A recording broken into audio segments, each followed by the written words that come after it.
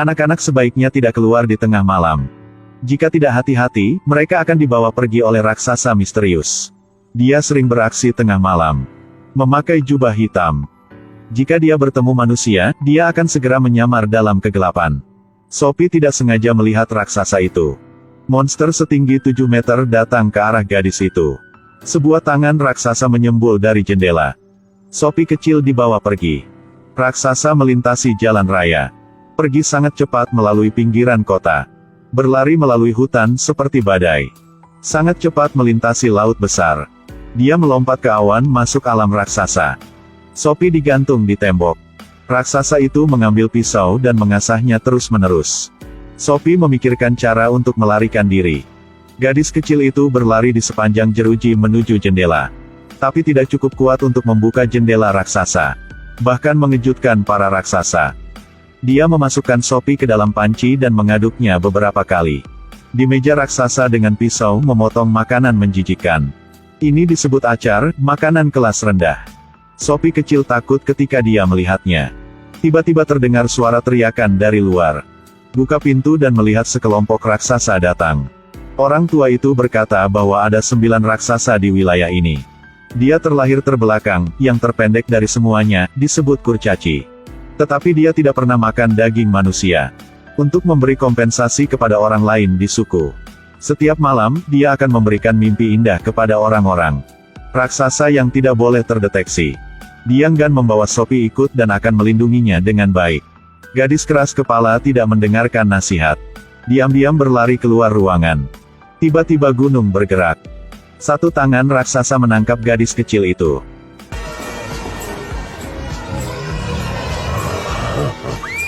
Ini adalah wilayah punya raksasa, manusia tidak boleh masuk ke dalam. Orang tua ini adalah orang paling kecil di dalam suku. Dia hanya bisa makan acar yang menjijikkan, dan minum minuman ringan buatan sendiri. Karena gas turun ke bawah, suara sendawa juga berbeda.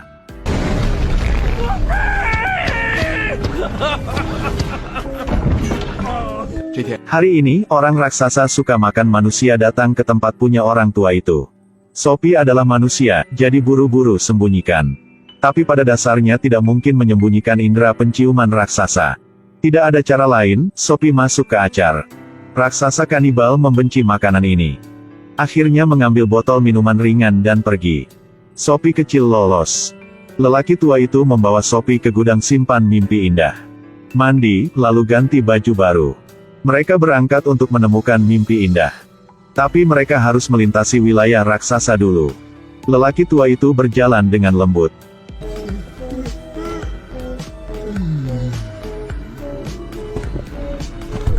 Tapi masih ditemukan. Sophie mengambil kesempatan untuk melarikan diri. Para raksasa menggunakan lelaki tua itu sebagai mainan. Lempar dia ke mobil kecil. Raksasa itu menginjak 2 mobil. Sophie sedang ada di dalam mobil dan hampir terinjak.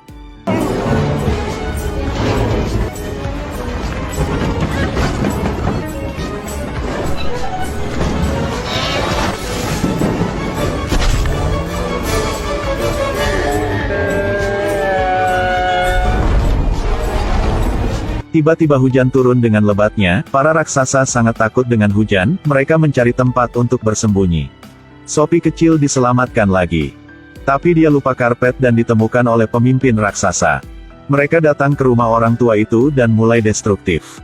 Sophie kecil bersembunyi di ruang rahasia. Tiba-tiba menemukan lukisan ratu di dinding. Gadis kecil itu memikirkan cara untuk menghadapi para raksasa. Di sini, lelaki tua dengan obor marah ingin mengusir para raksasa. Lalu, Sophie kecil ceritakan rencana dia. Gadis itu ingin meminjam kekuatan ratu, mengirim pasukan untuk menghancurkan raksasa. 2 orang datang ke istana. Setelah beberapa saat negosiasi, lelaki tua itu baru muncul. Segerombolan tentara mengelilinginya. Semua orang panik. Sang ratu akhirnya menerima tawaran itu. Dan ajak mereka makan. Dengan makanan yang lezat. Sekarang tentara telah berkumpul. Orang tua raksasa yang tinggi 7 meter sedang menikmati makanan yang diberi oleh sang ratu. Dia harus merangkak untuk masuk ke dalam. Bahkan topi pun harus dipegang oleh banyak orang. Tas harus diangkut dengan troli. Semua meja dan kursi harus dibuat terpisah. Makanan siap saji 100 kali lebih banyak dari orang normal. Bawa makanan harus menaiki tangga. Dia memegang sendok. Ambil beberapa kue dan celupkan ke dalam saus telur. Ini jauh lebih enak daripada acar. Ada juga kopi kerajaan yang sangat enak. Sophie ingatkan dia untuk memperhatikan kesopanan. Kopi sangat sulit untuk diminum. Dia mengambil sebotol 7 up buatan sendiri dari tahun 82. Minuman berkarbonasi ini mengejutkan sang ratu.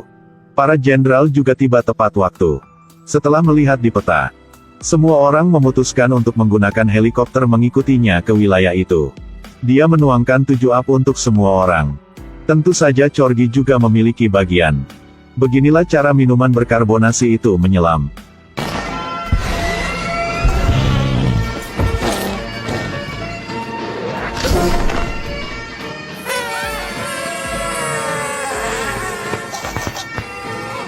Mereka segera berangkat ke wilayah itu terlebih dahulu. Menyeberangi lautan luas, melintasi pegunungan tinggi.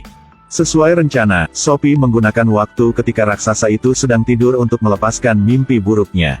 Tapi ditemukan oleh raksasa yang paling pintar. Ketika situasinya mendesak, dia memecahkan botolnya. Goblin mimpi terbang ke hidung raksasa.